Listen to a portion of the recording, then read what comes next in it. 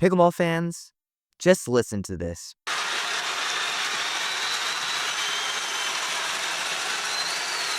We're in Dallas, Texas, and my team, the New Jersey Fives, is playing the LA Mad Drops. We have Anna Leigh Waters, the greatest female pickleball player of all time, and the Mad Drops recently traded for Ben Johns, the greatest male player of all time. We split the 4 doubles matches, meaning that we're going into a singles dream breaker. Seconds ago, at 20-19, Noe Cleef narrowly missed a walk-off winner against the GOAT, so we play on. It's 20-20, and the Dallas crowd absolutely erupts for Anna Leigh Waters versus Parenteau. This was, by far, the loudest pickleball crowd has ever been because the stakes were at their highest. Whoever wins this point earns a match point for their team. Anna Leigh takes the first point to make it 21-20, another match point. She gets it done with a nasty cross-court pass to finish an instant classic MLP match, but that wasn't even the only classic that we had this weekend in Dallas. Heading into the weekend, the main question was how are the new Mad Drops going to gel and whether they can make a late run in the standings. They started out with an easy 3 points against the New York Hustlers, who finished their regular season last in the standings. St. Louis earned 3 points against the Flames, and better yet, Hayden Patriquin survived this attempted murder from Jack Sock. Oh my. Oh, yes. Oh my. Dallas took out SoCal in regulation despite losing men's doubles match to Blaine and Ryan, who've got to be a thorn in the side of top teams with wins over J-Dub and Augie and Hayden and Gay. On Friday, we got a real taste of the LA Mad Drops for the first time when they faced the St. Louis Shock. We knew we were in for a treat when the women's matchup of Kate and Anna versus Jade and Catherine went 55 minutes. Yes, 55 minutes for a single game to 11. That's absolute insanity. For reference, earlier in the day, the Shock swept the Hustlers in 4 games and 59 minutes. The Shock ended up winning 16-14, and then we got to see Ben Johns in the new uniform alongside Hunter Johnson. The Shock did a great job of neutralizing Hunter's offense, spreading the ball to prevent Ben from getting too big and dictating play, then finding and attacking patterns on both Hunter and Ben.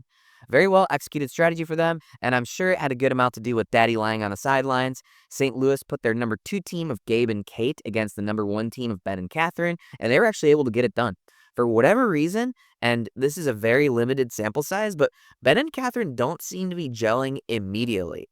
Anna and Hayden took out Jade and Hunter to complete the 4-0 sweep, pretty much guaranteeing the Shock finished the regular season number 1 position in the standings, and this crushed the hope of a late standing surge from the LA Mad Drops.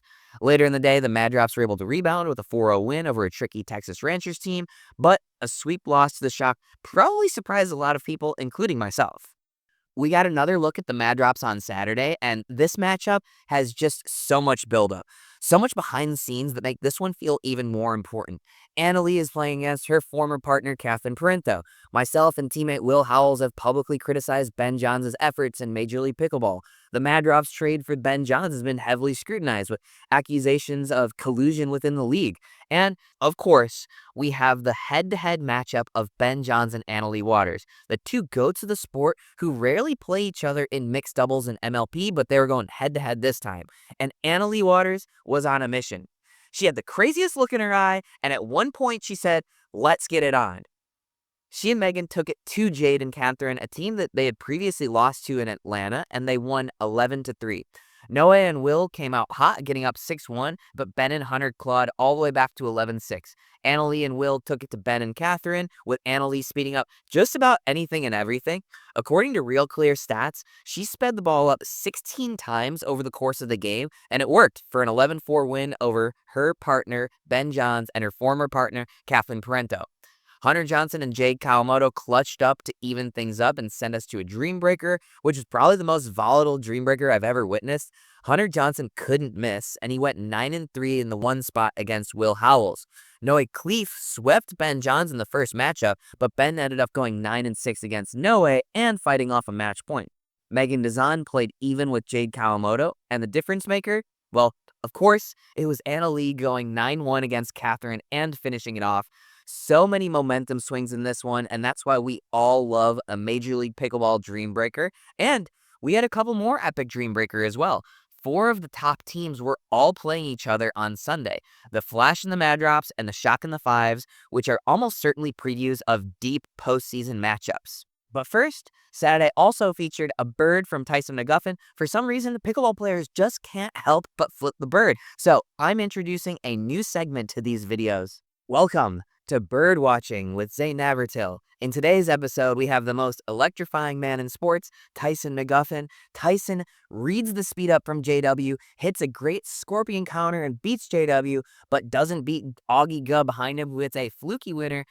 First goes the paddle, but Tyson isn't done. Next up is the hat, but he feel like he just hasn't gotten the point across, so he hits a double bird. Now, while I prefer a more serious or emotional bird, the previous paddle toss gave us an opportunity to see something rarer than a Kawamoto missed reset, the elusive double bird. Normally we're holding a paddle, making the double bird almost impossible, but Tyson seized the opportunity, so I'm going to give this an A- bird for uniqueness. Anyway, thanks for tuning in to this week's episode of Bird Watching with Zane Navratil, and back to MLP Dallas. Guys, who else is bringing you this content?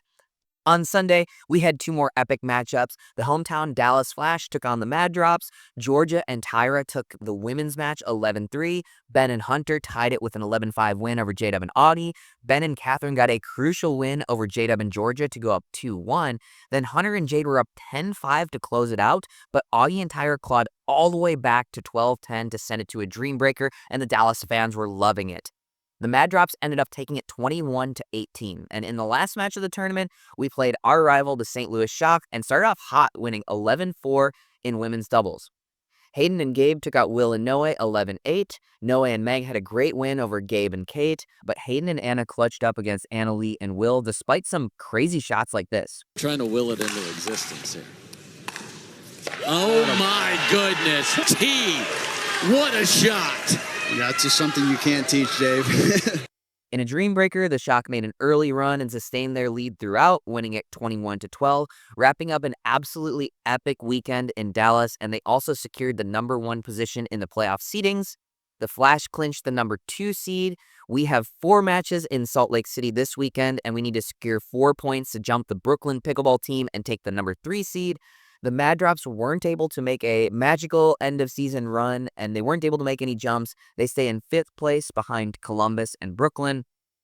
This week in Salt Lake, we'll see if the Slice can do enough to make the playoffs, and if you stuck around for this much of the video, I feel like you owe me a subscription. See you next week after Salt Lake City.